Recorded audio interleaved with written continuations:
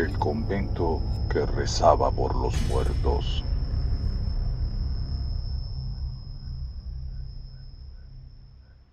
Si alguien te dice que todos los conventos son lugares de paz, es porque nunca escuchó hablar del convento de Santa Miseria.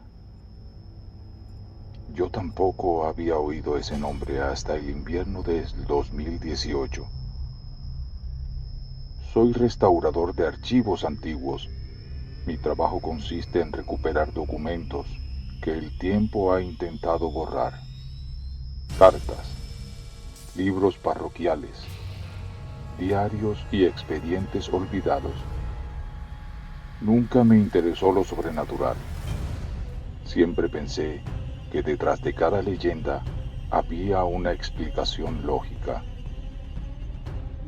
Hasta que acepté aquel trabajo, todo comenzó con una llamada. ¿Usted es Daniel Herrera? Sí, contesté. Necesitamos restaurar unos manuscritos encontrados en un convento abandonado. El pago será el doble de su tarifa habitual. Eso llamó mi atención. Pregunté dónde estaba el convento. Hubo unos segundos de silencio. En la Sierra Negra. Busqué la ubicación. No aparecía. Pensé que era un error del mapa. No lo era. La mujer simplemente respondió: no lo encontrará en internet. Lo iremos a buscar mañana al amanecer. Debí rechazar la oferta, pero necesitaba el dinero. A las 6 de la mañana, una camioneta negra llegó frente a mi edificio. El conductor jamás pronunció una palabra. Solo abrió la puerta. Después de casi 6 horas de carretera, dejamos el asfalto y comenzamos a subir por un camino de tierra. El paisaje se volvió extraño. No había pájaros, no había animales, ni siquiera viento. Era un silencio pesado, como si la montaña estuviera conteniendo la respiración. Finalmente apareció el convento. Era enorme, construido con piedra oscura. Sus muros estaban cubiertos de musgo y enredaderas. Las ventanas parecían ojos vacíos, observando desde la altura. Lo más raro era que a pesar del evidente abandono, todas las campanas seguían colgadas y ninguna tenía óxido. Cuando bajé del vehículo, sentí un olor insoportable. No era humedad, era incienso, muchísimo incienso, como si alguien hubiera estado celebrando una misa durante décadas sin detenerse. En la entrada me esperaba una anciana. Vestía hábito negro. Su rostro estaba completamente cubierto por un velo. Bienvenido, señor Herrera. Su voz era apenas un susurro. ¿Usted vive aquí?, pregunté. Todas vivimos aquí, me contestó. Mire alrededor. Mire usted. No vi a nadie más. Ella pareció notar mi desconcierto. Las hermanas no reciben visitantes durante el día. Aquella frase no tenía sentido. Durante el día era precisamente cuando yo estaba allí. Entramos. El interior era mucho más grande de lo que parecía desde afuera. Los pasillos se extendían como un laberinto. Las paredes estaban llenas de cuadros religiosos, pero todos tenían algo inquietante. A cada santo le habían raspado cuidadosamente los ojos. No era vandalismo. El trabajo era demasiado preciso, como si alguien hubiera querido dejar a todas aquellas figuras ciegas. ¿Quién hizo eso? La anciana respondió sin detenerse. Ellos no deben mirar. No pregunté quiénes eran ellos. No quería parecer supersticioso. Aunque empezaba a sentirme incómodo, muy incómodo, me condujo hasta una biblioteca inmensa, con miles de libros, cientos de manuscritos, todos perfectamente ordenados. En el centro de la sala había una caja de madera. Dentro descansaban varios cuadernos antiguos. Estos son los documentos. Abrí el primero. Era un diario. Fecha: 3 de octubre de 1891. La primera línea decía: hoy enterramos a otra hermana, aunque todavía seguía respirando. Pensé que era una metáfora y continué leyendo. La Madre Superiora dice que el demonio aprende nuestros nombres cuando escuchamos la última respiración de una hermana. Por eso debemos enterrarlas antes. Levanté la vista. ¿Esto es una novela? La anciana negó lentamente. Es nuestro archivo. Caramba. Sentí un escalofrío. Seguí hojeando. Cada pocas páginas aparecía el mismo símbolo. Un círculo negro. Dentro del círculo había una puerta. Y detrás de la puerta, una figura completamente oscura. Sin rostro. Sin manos. Solo una silueta. Entonces noté algo. Cada vez que pasaba una página, escuchaba un ruido detrás de mí, como una respiración. Me giré. Nadie. No había nadie. Volví al libro. Otra página. Otra respiración. Más cerca. Me levanté. Recorrí la biblioteca. Vacía. Solo estábamos la anciana y yo. ¿Hay alguien más aquí?, pregunté. Ella respondió con absoluta tranquilidad. No. Miré entre los estantes. Su respuesta logró exactamente lo contrario. Miré, y durante apenas un segundo, vi unos pies descalzos, inmóviles, ocultos detrás de una estantería. Pensé que era otra monja. Hola. No respondió. Me acerqué. No había nadie. Pero el suelo estaba húmedo, como si alguien acabara de salir caminando bajo la lluvia. La anciana cerró el libro de golpe. Es suficiente por hoy. Apenas llegué. Ellos ya saben su nombre. Sentí un vacío en el estómago. ¿Quiénes?, pregunté. Ella me ignoró. Me llevó hasta una pequeña habitación donde pasaría la noche. Había una cama, un crucifijo, una vela y una nota escrita a mano. Solo decía: Después de las 2:17 de la madrugada, no abra la puerta bajo ninguna circunstancia. Sonreí, pero era una forma infantil de mantener viva la leyenda del lugar. Cené solo. Ninguna monja apareció. Jamás escuché conversaciones, ni platos, ni pasos.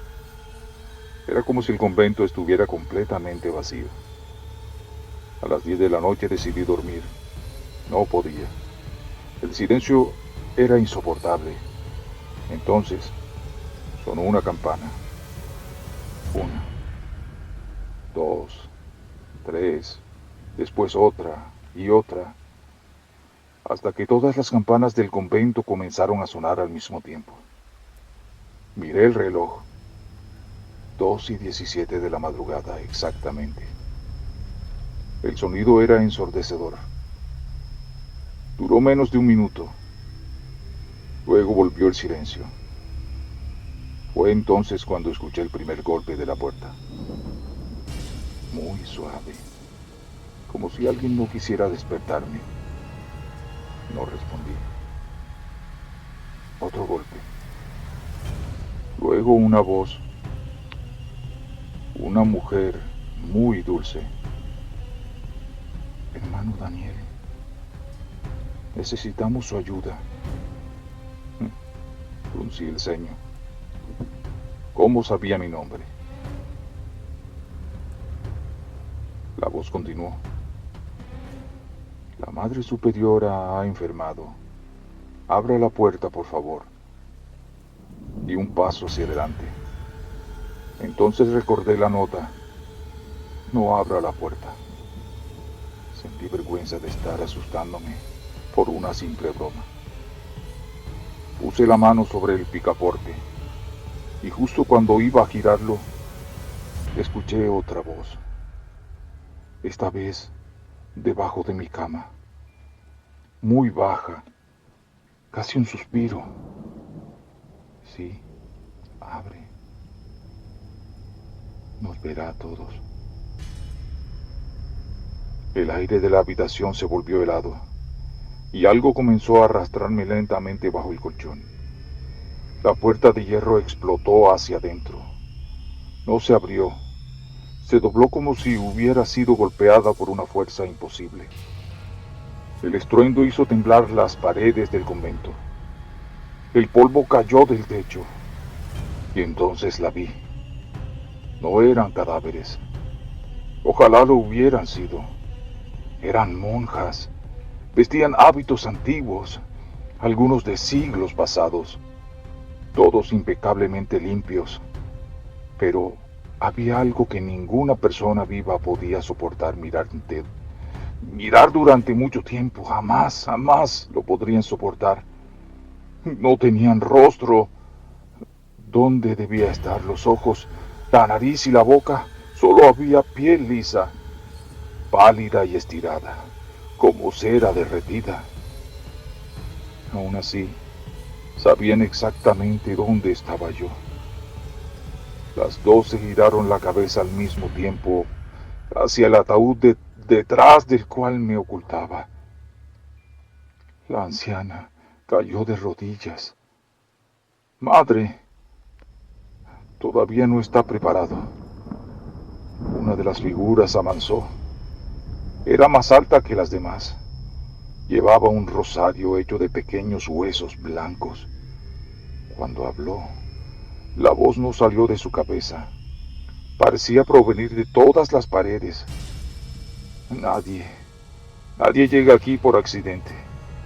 Sentí que las piernas dejaban de responderme. Quise correr. No pude. Era como si el aire se hubiera convertido en piedra. La figura levantó lentamente una mano. Un dedo apuntó directamente hacia mí. Daniel Herrera. Pronunció mi nombre con una precisión escalofriante. Luego añadió algo que hizo que el mundo entero pareciera detenerse. Llegaste 47 años tarde.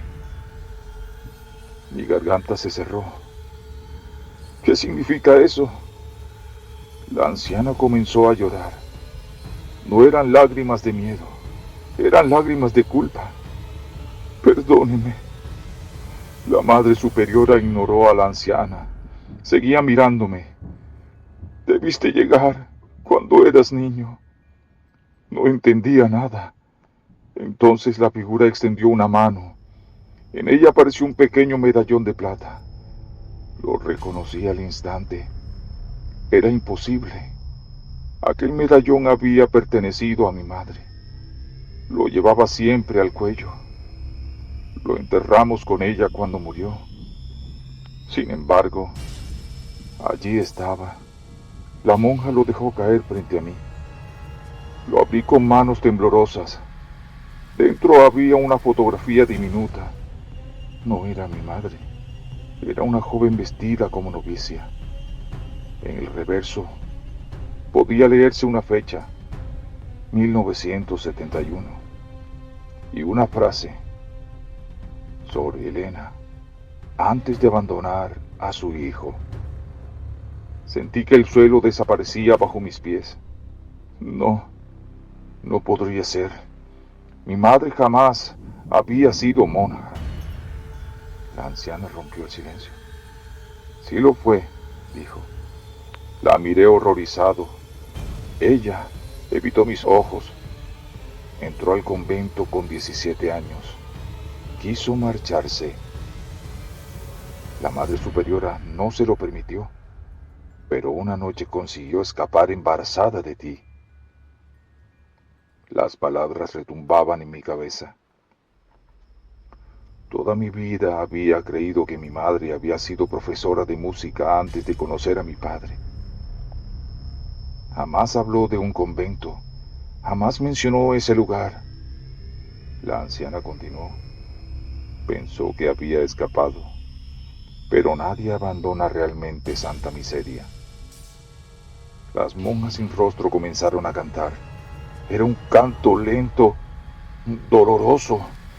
No sonaba como una oración, sonaba como un funeral. La madre superiora dio otro paso. Tu madre hizo un pacto, su vida, a cambio de la tuya, dijo. Recordé algo. Cuando tenía 9 años mi madre enfermó de repente. Los médicos nunca descubrieron la causa. Murió en apenas 3 días. Antes de cerrar los ojos solo alcanzó a decirme: si alguna vez escuchas el nombre Santa Miseria, corre, huye. Nunca entendí por qué. Hasta ahora, la anciana abrió un viejo libro enorme. Las páginas estaban hechas de pergamino oscuro. Se detuvo en una hoja. Había una fotografía. Era yo.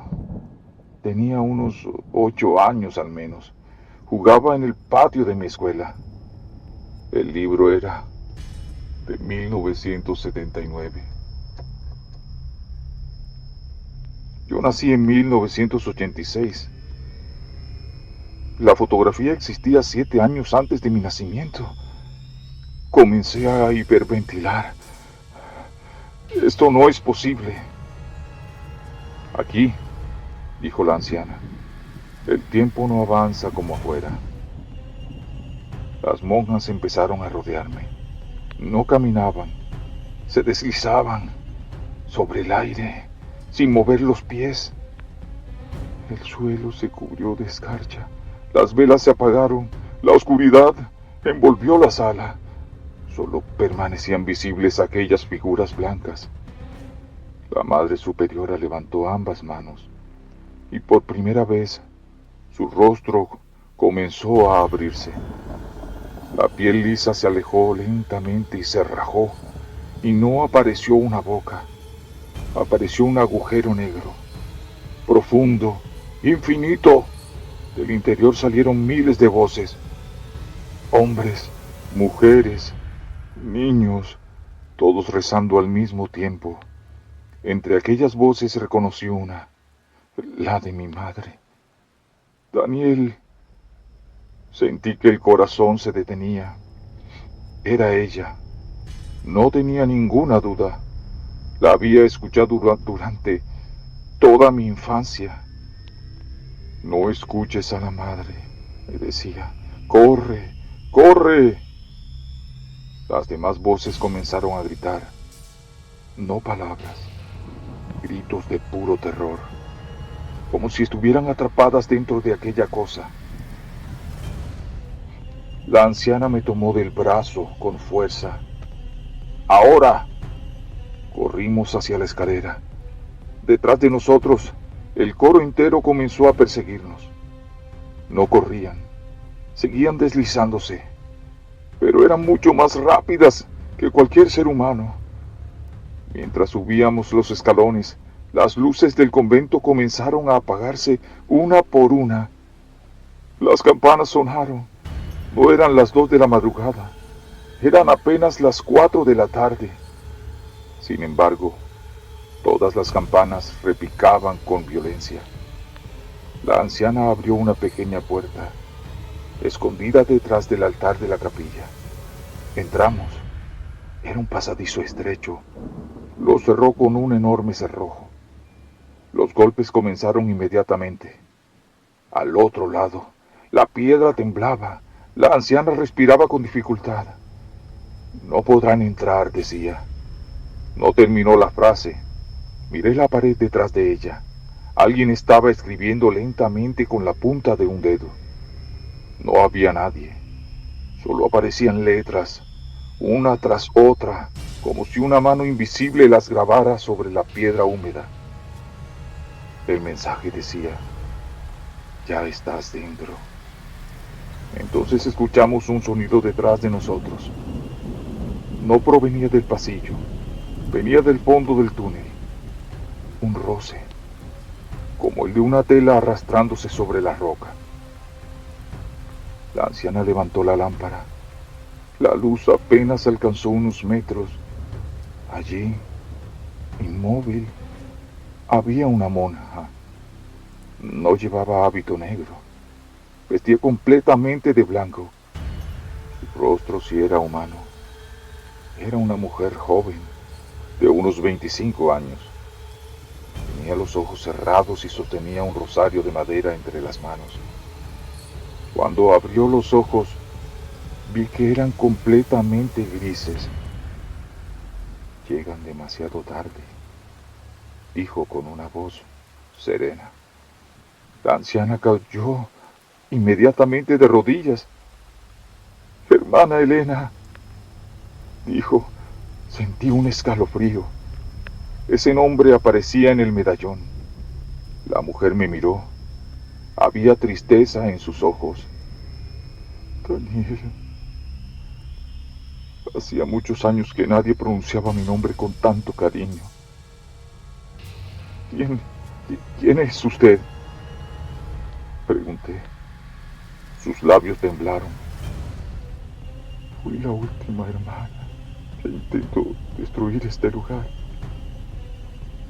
La anciana bajó la cabeza. Y también la madre de tu madre. El mundo volvió a girar. ¿Mi abuela?, pregunté. La mujer asintió. Tu familia quedó unida a este convento hace generaciones. Cada cierto tiempo Santa Miseria reclama a uno de los nuestros para permanecer sellada la puerta que existe bajo el altar mayor. Antes de que pudiera hacer otra pregunta, el túnel tembló. Un golpe, luego otro y otro más. La roca comenzó a agrietarse. Del otro lado se escuchaban los cánticos de las monjas sin rostro. La hermana Elena respiró hondo. Ya no queda tiempo. Debes saber la verdad. Nos condujo hasta una pequeña cámara circular. En el centro había un pozo. No tenía fondo visible. Al asomarme, no vi oscuridad. Vi estrellas, miles de ellas. Como si el pozo no descendiera hacia la tierra, sino hacia otro cielo. Esto no es un pozo, dijo Elena. Es una puerta. ¿Hacia dónde?, pregunté. Nadie lo sabe. Solo sabemos que hace más de 400 años, las primeras hermanas encontraron algo debajo de la montaña. En lugar de huir, decidieron rezar para mantenerlo dormido. La anciana añadió: con los años comprendieron que las oraciones ya no bastaban. ¿Y qué hicieron?, pregunté. Elena cerró los ojos. Comenzaron a ofrecer vidas. Un frío recorrió mi espalda. Cada hermana entregaba la suya para que la puerta permaneciera cerrada. Pero en lugar, empezó a corromperlas. Ya no eran ellas quienes rezaban, era aquello que estaba al otro lado usando sus voces. En ese instante, un estruendo sacudió el túnel. La pared se abrió. De la grieta emergieron lentamente varias figuras sin rostro. No caminaban, flotaban a pocos centímetros del suelo. La Madre Superiora apareció detrás de ellas. La oscuridad brotaba de la abertura en su rostro como humo. El tiempo del sacrificio ha llegado. Las velas se apagaron. El aire olía a incienso y tierra mojada. La hermana Elena dio un paso al frente. «No esta vez», dijo. Sacó de su hábito un pequeño crucifijo de hierro, ennegrecido, y lo arrojó al pozo. Por primera vez el convento entero rugió. No fue un temblor, fue un lamento. Las paredes comenzaron a resquebrajarse. Las campanas sonaron con una violencia ensordecedora. La Madre Superiora gritó. No era un grito humano. Parecía el sonido de ciertas gargantas y miles y cientos de gargantas al mismo tiempo. Las monjas sin rostro comenzaron a deshacerse. Su piel se agrietó como una porcelana. De las grietas salían pequeñas luces blancas que ascendían hacia el techo. Eran las almas atrapadas. La anciana lloraba. Al fin, decía. Una a una aquellas luces desaparecieron. La Madre Superiora intentó alcanzarme. Extendió una mano ennegrecida. Tú no perteneces, decía. Antes de que pudiera tocarme, la hermana Elena se interpuso. Ambas figuras quedaron envueltas por una luz cegadora. Sentí una fuerza enorme empujarme hacia atrás. Caí al suelo. El pozo comenzó a cerrarse.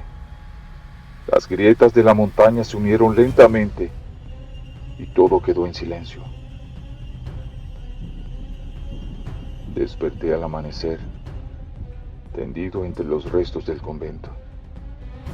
No quedaba ningún edificio, solo ruinas cubiertas por la niebla. Los equipos de rescate que encontraron mi vehículo dijeron que aquella construcción llevaba abandonada más de 70 años. No hallaron cuerpos, ni documentos, ni campanas, nada. Pensé que nadie me creería. Hasta que semanas después abrí el bolsillo de mi chaqueta. Dentro estaba el viejo medallón de plata. Lo abrí con manos temblorosas. La fotografía había cambiado. Ya no aparecía una novicia, no. Ahora se veía a 3 mujeres sonriendo. Mi madre, la hermana Elena y la anciana que me recibió el primer día. En el reverso solo había una frase escrita con tinta fresca. Mientras alguien recuerde nuestros nombres, la puerta seguirá cerrada. Nunca regresé a Sierra Negra. Pero algunas noches, exactamente a las 2:17 de la madrugada, el teléfono de mi casa suena una sola vez. Cuando reviso el registro de llamadas, no aparece ningún número. Solo una palabra. Santa miseria.